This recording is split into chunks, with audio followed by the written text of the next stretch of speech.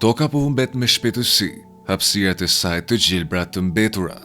Sipas Kombeve të Bashkuara, 41% e sipërfaqes së planetit është tashmë shkëtëtir, ndërsa edhe 40% tjetër përballet me rrezikun e shkëtëtirëzimit.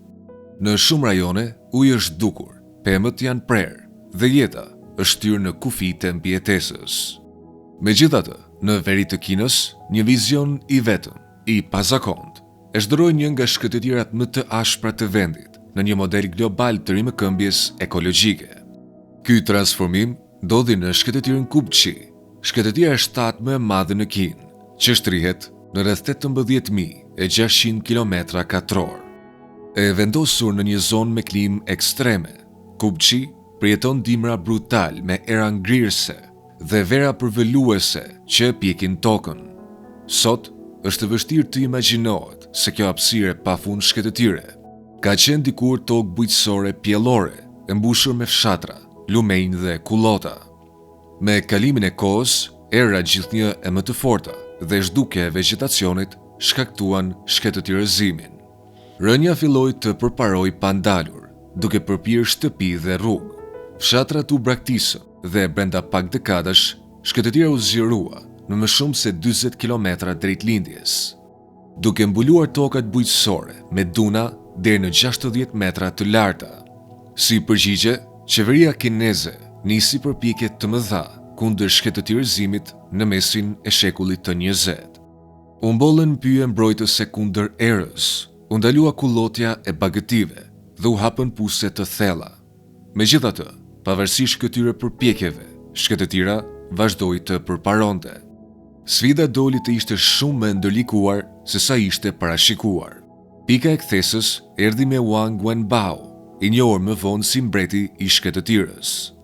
I lindur në varfëri, Wang kishte qenë dikur mësues në Mongolinë e brendshme, duke udhëtuar çdo ditë me biçikletë përmes rërave lëvizëse. Duke përjetuar drejt për drejt ashpërsinë e shkëtëtirës, ai arriti në një përfundim vendimtar. Nëse nuk mund të shpëtonte nga shkëtëtira, do të gjente një mënyrë për ta bërë atë produktive. Në vitin 1988, duke nisur me një kompani të vogël kripe, Wang investoi kursimet e tij dhe mori hua të mëdha për të ndjekur një eksperiment ambicioz në të cilin pakush besonte. Ai filloi duke ndërtuar barriera kundër erës dhe duke mbjellë një numër të jashtëzakonshëm shelgjesh, që me kalimin e kohës të i kaluan 300 milion. Këto pemë u zgjodhen me kujdes. Shelgjet janë jashtëzakonisht rezistente, me sisteme rrënjore që mund të arrijnë mbi 90 metra nën tokë, duke fiksuar rërën dhe duke tërhequr ujë nga akuiferët të thellë.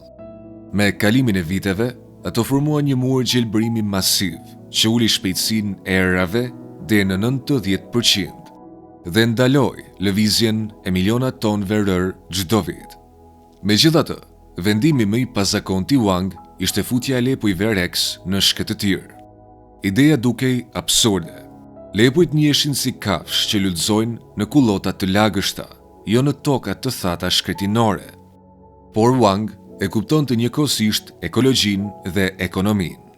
Lepujt Rex, të mbashtuar fillimisht në Francë, janë shumë të çmuar për gëzofin e tyre, jashtëzakonisht të butë, shpesh të quajtur ari i bardhë. Një lëkurë e vetme mund të shitej për afro $30, ndërsa rritja e një lepuri kushtonte vetëm rreth $2. Kapaciteti i tyre riprodhues ishte i jashtëzakonshëm, me çdo femër që mund të jepte deri në 25 lepuj në vit dhe me një shkallë mbijetese që arrinte në 96%, edhe në kushte nxehtësie apo të ftohti ekstrem. Në mënyrë vendimtare, këta lepuj nuk liruan kurrë në natyrë. Ata u rritën brenda fermave ekologjike me cikël të mbyllur dhe kontroll të rrept. Vlera e tyre shkonte shumë për te i mishit dhe gëzofit. Plehu i lepujve rezultoi çelësi që mungonte për ringjalljen e shkëtëtirës. I pasur me azot, fosfor dhe kalium, ai siguronte pikërisht lëndët ushqyese që rëra e shkëtëtirës nuk i kishte. Me grumbullimin e tij, rëra sterile u zhderua gradualisht në humus të lagësht dhe pjellor, për herë të parë pas shekujsh. Një avantazh tjetër biologjik e bëri sistemin edhe më të fuqishëm. Lepujt Rex nuk i tresin farat e barit. Çdo herë që ata pleheronin tokën, pa e ditur, mbillnin fara së bashku me lëndu shqyese natyrore. Kur vinin reshjet sezonale, vegetacioni fillon të mbinte vetvetiu. Degët e reja të shelgjeve u shërbenin si ushqim dhe hije lepujve, ndërsa lepujt pasuronin tokën rreth pemëve. Kështu u krijua një cikël ekologjik vetmbajtës, ku pemët, kafshët dhe toka mbështesin vazhdimisht njëra tjetrën. Shkencëtarët vlerësojnë se çdo hektar në këtë sistem shelg lepuri mund të prodhojë mbi 12 ton humus organik në vit, duke kthyer rërën në tokë bujqësore të përdorshme brenda 3 deri në 5 vjetësh. Brenda një dekade, kjo qasje transformoi mijëra kilometra katror shkëtëtir.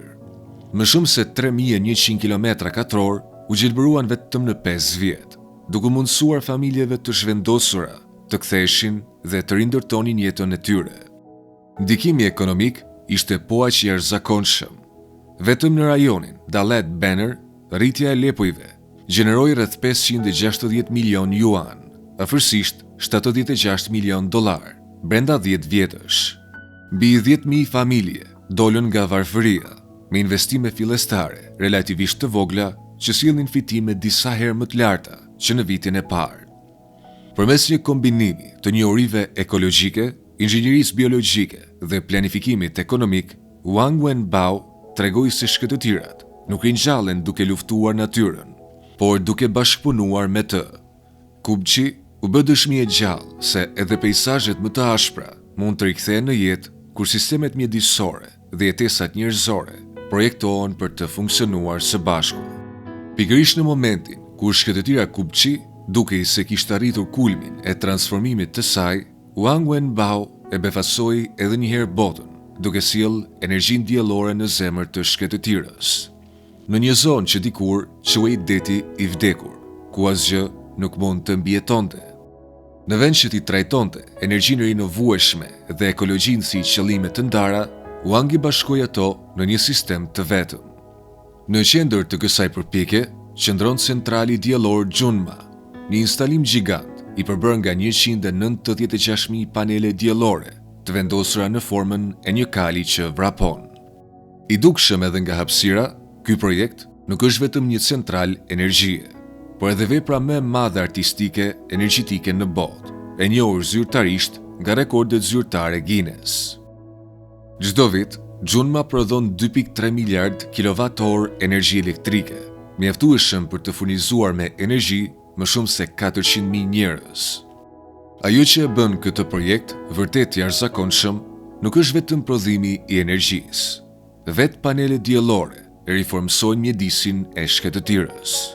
Duke ulur shpejtësinë e herës deri në 50%, ato krijojnë zona të qeta dhe me hije poshtë tyre. Në këto zona të mbrojtura, bari mund të rritet dhe kafshë si lepujt, delet dhe patat lëshohen për të kullotur natyrshëm. Kjo kositje biologjike stabilizon tokën, ndalon lëvizjen e rërës dhe lejon formimin e një ekosistemi të ri, drejt për drejt nën panelet diellore.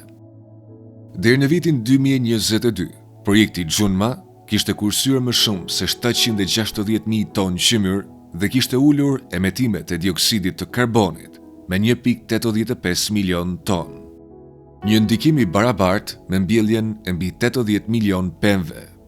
Brenda vetëm 4 vitesh, më shumë se 1050 hektar shkëtëtir rreth centralit u zhduruan në një oazë të gjelbër energjie. Energjia diellore, bujqësia dhe ekologjia filluan të punonin së bashku, në vend që të konkurronin për hapësirë.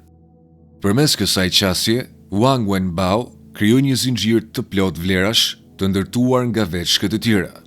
Lepujt, shelgjet dhe rëra nuk ishin më pengesa, por burime. Sistemi gjeneroi të ardhura nga mishi, gëzofi, plehu, biogazi, turizmi dhe energjia diellore. Vetëm midis viteve 2010 dhe 2020, ekonomia ekologjike e Kubçit prodhoi mbi 10 miliard dollar, duke bërë modelin më fitimprurës i zhvillimit të gjelbër në Azi. Me kalimin e kohës, natyra filloi të përgjigjej në mënyra që pakush i kishte parashikuar. Një raport i vitit 2023 nga Ministria e Ekologjisë e Kinës zbuloi se popullatat e drerëve të egër, dhelprave të shkëtëtirës dhe zogjve shtektar në Kupçi ishin katërfishuar që nga viti 1990. Specie që ishin zhdukur plotësisht u kthyen në pejsazhe që dikur ishin vetëm rër dhe kocka. Edhe nivelet e ujrave nëntoksore u rritën ndjeshëm, me një mesatare prej 1.5 deri në 2 metra gjatë 2 dekadave. Sot, puset arrin ujë në gjysmën e thellësisë që kërkoi një brez më parë, duke shënuar një kalim të qartë nga toka e vdekur në tokë të gjallë. Vegetacioni pasoi këtë ndryshim. Më shumë se 100 specie vendase bimësh u rikthyen, përfshirë barin me pupla, plepat e shkëtëtirës dhe bim me lule. Rëra e artë tani përzihet me barë të gjelbër dhe copa pylli, ndërsa vetë toka ka ndryshuar. Nuk shpërndahet më nga era, por është e lirshme, e pasur dhe mban aromën e jetës. Për të kuptuar pse ky sukses është kaq i jashtëzakonshëm, duhet parë përtej Kinës. Në Australi, e njëjta kafshë, lepuri, dikur shkaktoi një nga katastrofat më të mëdha ekologjike në histori. I futur në shekullin 19 për gjuhë e tij, një popullat e vogël u shumua në mbi 1 miliard individ brenda 50 vitesh, duke zhveshur kullotat dhe duke kthyer pothuajse 2/3 e fushave të kontinentit në shkëtëtirë. Pavarësisht gardheve gjigande, luftës biologjike dhe fushatave të shfarosjes, dëmi nuk mund të zhbëhej. Dallimi midis katastrofës dhe rimëkëmbjes nuk qëndron te kafsha, por te menaxhimi njerëzor. Në Kupçi, lepujt nuk lëshohen kurrë në natyrë. Ata janë pjesë e një sistemi të mbyllur dhe të kontrolluar rreptësisht, të projektuar për të balancuar ekologjinë dhe ekonominë. Suksesi nuk lidhet vetëm me lepujt, por me planifikimin e ekosistemeve me kufi të qartë, cikle reagimi dhe përgjegjësi. Megjithatë, Kupçi nuk ka shmangur kritikat. Disa ambientalistë argumentojnë se roli i lepujve është egzageruar dhe se faktorët real të suksesit janë investimet të mëdha, planifikimi shtetëror dhe teknologjitë e avancuara të menaxhimit të tokës. Të tjerë paralajmërojnë se zgjerimi i shpejtë mund të sjellë rreziqe të reja, si ndotja nga azoti për shkak të tepritës së plehut ose ndikimit në ujërat nëntoksore. Disa zona pilot tashmë kanë treguar shenja që ekuilibri, kur kufit nuk respektohen. Megjithatë, Kombet e Bashkuara e shohin Kupçin si një histori suksesi. Në vitin 2011, ai u njoh si një model global për luftën kundër shkëtëtirëzimit dhe në vitin 2019 u bë një qendër ndërkombëtare demonstrimi për restaurimin e tokës. Ndikimi i saj tani shtrihet përtej Kinës, duke frymëzuar projekte në Afrikë, Lindjen e Mesme dhe Evropë. Në jug të Spanjës, ku shkëtëtirëzimi kërcënon gati 75% të tokës. Modeli i Kupçit ka frymëzuar planin e restaurimit të Andaluzisë 2030. Strategjia nuk përqendrohet në luftimin e natyrës, por në rikthimin e jetës. Duke mbjellë korridore të gjelbra, duke promovuar bujqësinë rigjeneruese dhe duke kombinuar energjinë diellore me prodhimin ushqimor. Historia e Kupçit përcjell në fund një mesazh të fuqishëm. Njerëzimi këtu nuk e mposhti natyrën, ai mësoi të bashkëjetojë me të. Dhe nëse një shkëtëtir që dikur konsideroi e pajet mund të ringjallet, pyetja mbetet: çfarë po e ndalon vërtet pjesën tjetër të botës? Kjo ishte e gjitha për sot. Abononi në kanalin ton duke klikuar butonin subscribe së bashku me butonin e zilës për të parë më shumë video të ardhshme. Dhe si gjithmonë, faleminderit për shikimin.